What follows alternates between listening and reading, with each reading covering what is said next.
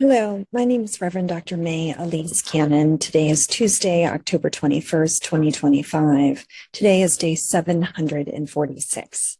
I'm at the airport just back in Washington, D.C. from Dallas, Texas, where last night Churches for Middle East Peace received the Frank Wolf International Religious Freedom Award from the 21st Wilberforce Forum. It was quite an honor and a great evening. I'd love to talk to you more about that in the future. But why do we do these videos each and every day? We've done them for 746 days in a row. For me, it's a part of my personal spiritual disciplines. And it might seem odd, but I do consider it spiritual, a way to heed the cries of wisdom. There's a verse in Proverbs chapter 3 that talks about wisdom crying out from the streets. She raises her voice from the square. She cries out. She cries out.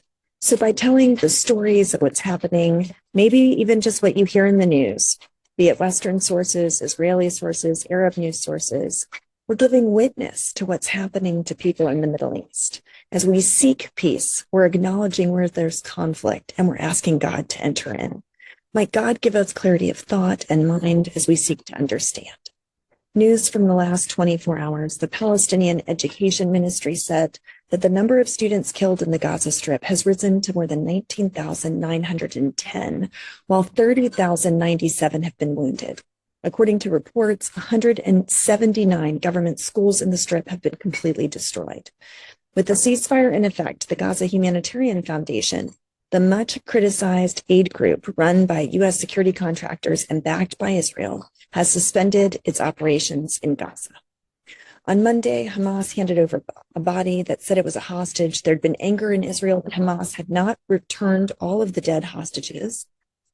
Before Monday, Hamas had handed over the living hostages, 20 of them, and 12 out of the 28 deceased hostages under the first phase of a U.S. brokered ceasefire deal, the deal that began on October 10th.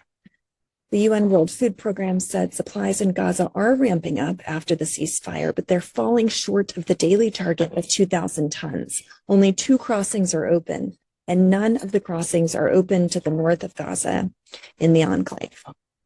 Israel did confirm today that the body of Aryeh Zalmanovich, the oldest hostage who was taken on October 7, was returned from Gaza. He was identified by the Institute of Forensic Medicine in Abu Kabir. The Red Cross received 2 bodies, I believe, today after they were crossed into the Israeli territory. The IDF said, according to information, that this was Aryeh Zalmanovich, that he'd been abducted while he was alive from his home in kibbutz near Oz. The assessment was that he was actually murdered in captivity on November 17th, 2023. He was not only a member of kibbutz Nir Oz, he was a founder of it, a founding member. He grew up in Haifa. He was a member of a left-wing youth movement. In 1957, he became one of the founders of the kibbutz, where he worked as a farmer.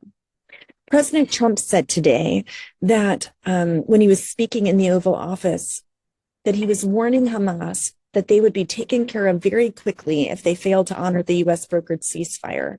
The Hamas situation, they're pretty violent people, Trump said. We could put that out in 2 minutes, but we're giving them a chance. They agreed that they'd be very good, very straight, that they wouldn't kill people, and they have killed people. That wasn't the deal we made. If they don't honor the deal, they will be taken care of very quickly. I'd rather not have to do that, but we have total peace in the Middle East.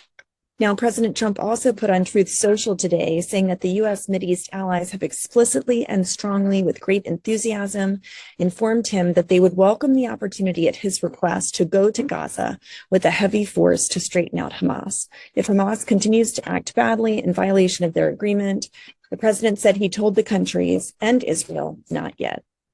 In Israel, Netanyahu met with the Egyptian intelligence chief Rashad.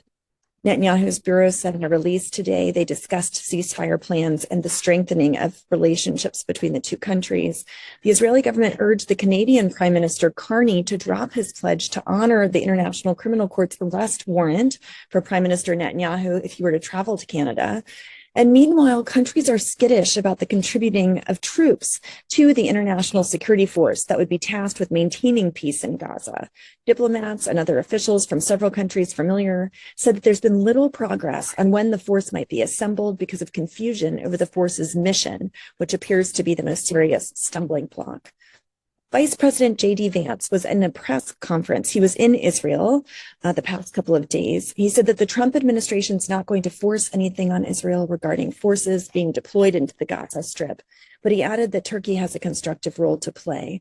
One of the things that we've been talking about is unlikely that Israel will give up control. If forces that are international forces are allowed in the Gaza Strip, it would limit Israel's ability to be able to bomb it.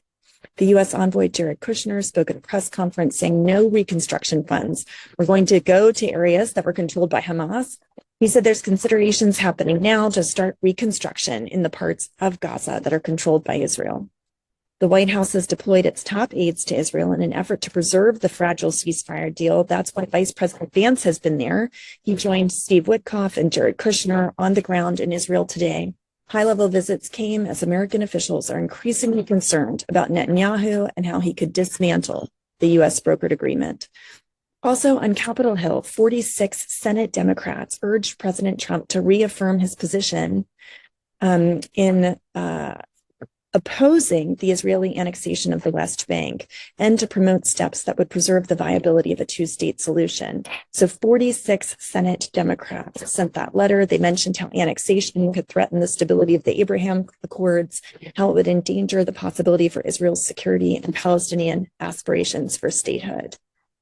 I wanted to share with you about Rosh Hodesh Heshvan. It's a Jewish holiday or commemoration. It's associated with the story of Noah and the flood. Jews around the world during this period each year read from the Torah, as they will on this upcoming Shabbat. This year in particular, this is from a rabbi who's connected to Hebrew College in Boston. He wrote, this year in particular, it feels appropriate to read the story of peril and transformation as much around us feels uncertain. The joy of seeing hostages home with their families sits uneasily with the fragility of ceasefire and the danger and potential for renewed fighting. There's Midrash in Genesis, Rabbah, about Noah, which speaks powerfully to this moment of deep chaos and uncertainty. The Midrash names 5 biblical figures, Noah foremost among them, who were remarkable in their capacity to see a new world, a better world, even when this world looked so bleak. Noah witnessed catastrophic destruction, and the Midrash teaches that even when he saw the worst of the flooding, he believed the world would regenerate. The Midrash says that Mordecai was going to be killed by Haman, but even in the moment of his despair, he saw the possibility of a new world where there could be justice for his people. The Midrash speaks to the core of Jewish life. We are a people of hope, despite any dark circumstances. We hold on to that hope for the Jewish people, and we hold on to that hope for the Palestinian people as we seek peace with justice in the name of Christ. May it be so. Amen.